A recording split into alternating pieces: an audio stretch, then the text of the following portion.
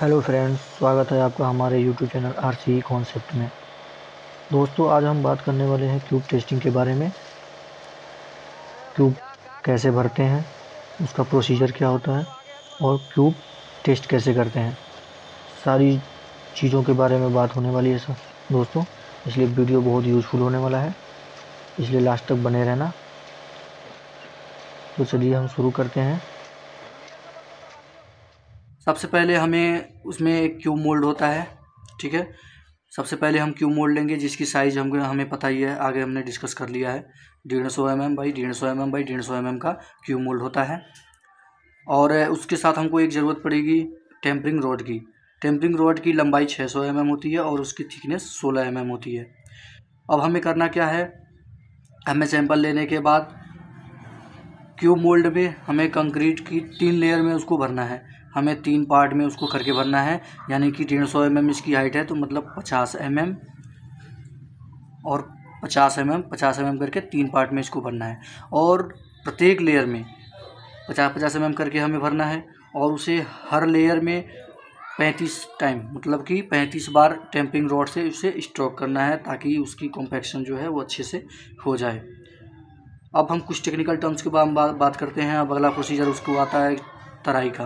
तो जो cube mould में जो मैंने क्यूब डाला है, उस क्यूब को हम 24 घंटे के लिए रख देते हैं। 24 घंटे बाद उस मोल्ड से क्यूब निकालने के बाद हम उसे एक क्यूब टैंक में रखते हैं। क्यूब टैंक में रखे गए पानी होते हैं, उसका जो पीएच वैल्यू है वो कम से कम 7 होना चाहिए।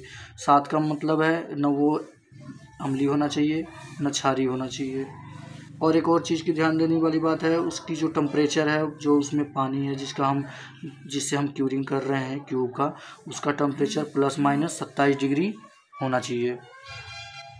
और जो क्यूरिंग के लिए पानी रखा गया है टैंक में, उसको हर 7 दिन पे या फिर वीकली उसको चेंज करते रहना चाहिए। अब हम बढ़ते हैं अपने नेक्स्ट टॉपिक की तरफ। हमारा अगला टॉपिक है कि हमें कितने क्वांटिटी पे कितना क्यूब भरना चाहिए। ये बहुत अच्छा क्वेश्चन है और ज़्यादातर एग्ज़ाम में भी पूछा जाता है। और हमें जब साइट पे हम काम करते हैं तो वहाँ पे हमें ये ध्यान होना चाहिए कि हमारी कंक्रीट की क्वांटिटी कितनी है और हमें कितने सैंपल भरने चाहिए। अगर हमारी कंक्रीट की क्वांटिटी 1 m³ से 5 m³ के बीच है तो हमें 1 सैंपल भरना है। 1 सैंपल का मतलब हुआ 3 क्यूब। अब हमें ये ध्यान लेके चलना है कि हमारा एक सेट या एक सैंपल मतलब 3 क्यूब हुआ, हमें 3 क्यूब भरना है। अगर हमारा 6 m³ से 15 m³ है तो हमें 2 सैंपल यानी कि 2 × 3 यानी कि 6 क्यूब भरने हैं। अगर हमारी कंक्रीट की क्वांटिटी 16 m³ से 30 m³ है तो हमें 3 सैंपल यानी कि 9 क्यूब भरना है। अगर हमारी कंक्रीट की क्वांटिटी 31 m³ से 50 m³ है तो हमें 4 सैंपल यानी 12 क्यूब भरना है। अगर हमारी कंक्रीट की क्वांटिटी 51 m³ या 50 m³ से ज़्यादा है तो हमें वहाँ पे 4 सैंपल यानी कि 12 क्यूब और +1 एडिशनल सैंपल, मतलब कि 1 सैंपल मतलब 3 क्यूब, तो हमारा हो जाएगा +3 क्यूब ऐड करते जाएंगे हर 50 क्यूबिक मीटर पे। अब मान लीजिए हमारी कंक्रीट की क्वांटिटी 150 m³ है, यानी कि हमारी जो कास्टिंग हुई, यानी कि 150 m³ की कास्टिंग हुई आपकी, तो हमें कितना सैंपल भरना है। तो हमारा तो हो गया 50 m³ पे 12 यानी कि 4 सैंपल, 12 क्यूब हो गया। अब हमारा यानी कि ये 3 गुना है, तो यानी कि हर एक सैंपल यानी कि 3, यानी कि एक सैंपल यानी कि 3 3 त्रिक का 9 यानी कि 12 और +9, ये हो जाएगा हमारा 21। हमें 21 क्यूब भरने हैं। अब हम बात करते हैं क्यूब के वेट का। हालांकि क्यूब के वेट का उतना इम्पैक्ट नहीं पड़ता है, इसमें ज़रूरत नहीं पड़ती, लेकिन फिर भी क्यूब का जो वेट है उससे हम अगर हमारा क्यूब का वेट अच्छा आता है या फिर जो टेक्निकली हमें जो चीज़ चाहिए वो चीज़ अगर इसमें मौजूद है तो उससे हमारा ये हम पता लगा सकते हैं कि हमारी जो कंक्रीट के क्यूब जो मैंने ब्लॉक बनाया वो परफेक्ट है या उसमें स्ट्रेंथ अच्छी है, या जो क्यूब मैंने ब्लॉक भरा है वो क्यूब अच्छे से भरी गई है। हमें पता है हम यहाँ पे M30 ग्रेड की कंक्रीट की बात करेंगे। आप चाहे तो कुछ भी ले सकते हैं, फॉर्मूला आपका यही रहेगा। आप M20, 25, 15 कुछ भी ले सकते हैं। मैंने यहाँ पे M30 लिया हुआ है। अब M30 ग्रेड के कंक्रीट के हिसाब से हम डिस्कस करेंगे। हम जानते हैं कि हमारी जो M30 ग्रेड की कंक्रीट होती है उसकी डेंसिटी 2300 kg पर मीटर क्यूब से 2500 kg पर मीटर क्यूब होती है। अब हम जानते हैं कि डेंसिटी का फार्मूला, डेंसिटी बराबर होता है आपका मास अपॉन वॉल्यूम, यानी कि रो बराबर M/V। अब हमें यहाँ पे चाहिए क्या, हमारी डेंसिटी तो है कंक्रीट की, वॉल्यूम भी है क्योंकि हमने जो ब्लॉक लगाया है, मतलब जो ब्लॉक हमने डाला है उसकी वॉल्यूम तो हमें पता है 150 mm बाई 150 mm 150 mm। तो इसमें हमें चाहिए मास, यानी कि हमें इसका वेट निकालना है। तो इसके लिए हमारा हो जाएगा M बराबर रो इंटू V। अब हम ले लेते हैं M30 ग्रेड के कंक्रीट का मिनिमम वैल्यू लेते हैं जो 2300 से 2500 होता है। तो हम यहाँ पे 2300 लेके कंसीडर करेंगे और इसका वेट का एनालिसिस करेंगे।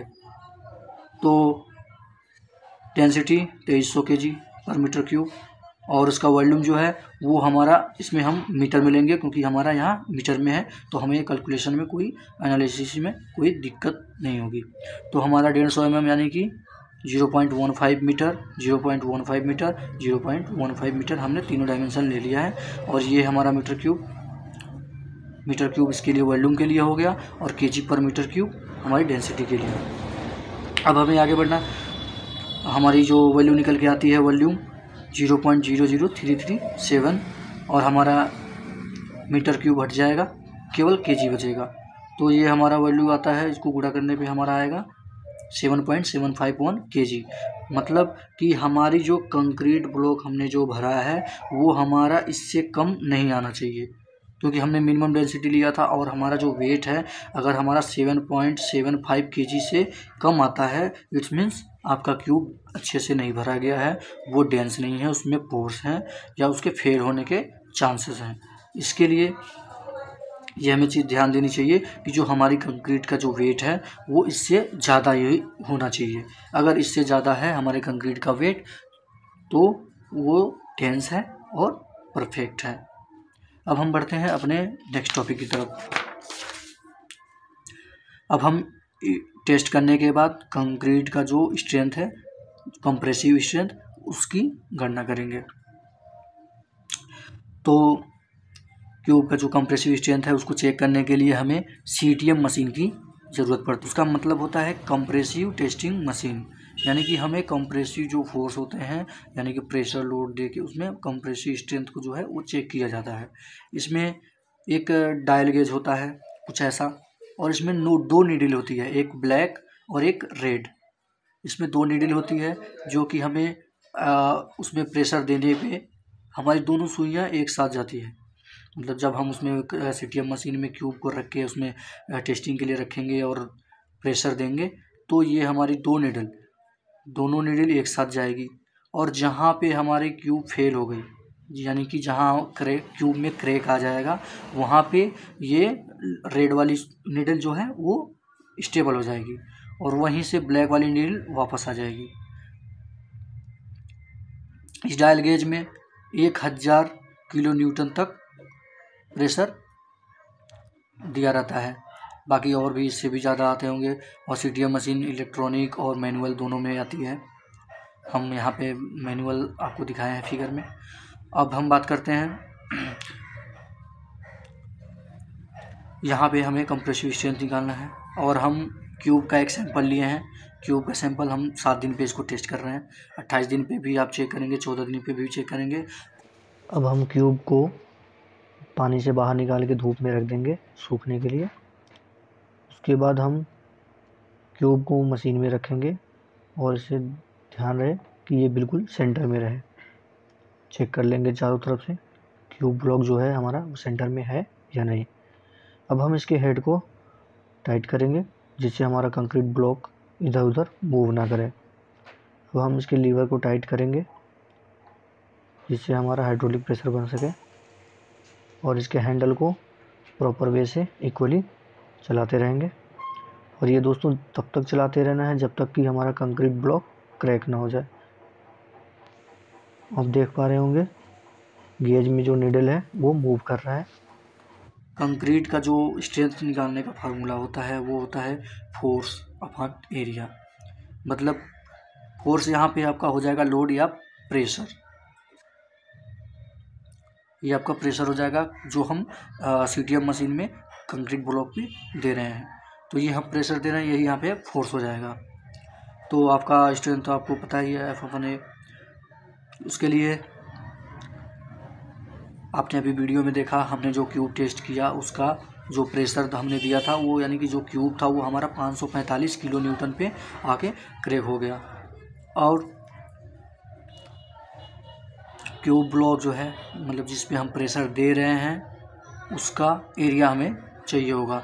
उसके लिए हमें पता है कि 150 बाई 150 क्यूब है, तो 150 mm बाई 150 mm, तो ये आपका हो गया एरिया 22,500 mm²।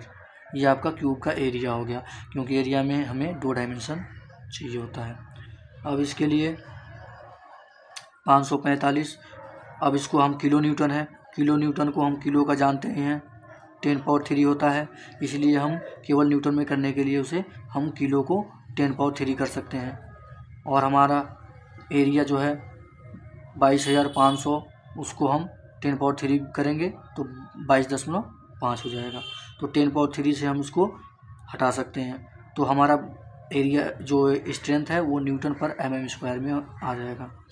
इसमें हम इसलिए करते हैं कि हमें जो कैलकुलेशन होती है या फिर जो हमारी स्ट्रेंथ का कुछ भी वो होता है उसमें ये आसानी होती है करने में। आप चाहें तो इसमें भी कर सकते हैं। अब हमारा आ गया 545 अपॉन 22.5 न्यूटन पर mm²। अब हम इसे करेंगे तो हमारी जो स्ट्रेंथ निकल के आती है 24.22 न्यूटन पर mm²। इसको आप मेगा पास्कल में भी लिख सकते हैं, न्यूटन पर mm² को मेगा पास्कल भी बोलते हैं। ये हम अगली वीडियो में आप यूनिट कन्वर्जन का डिस्कस हम करेंगे।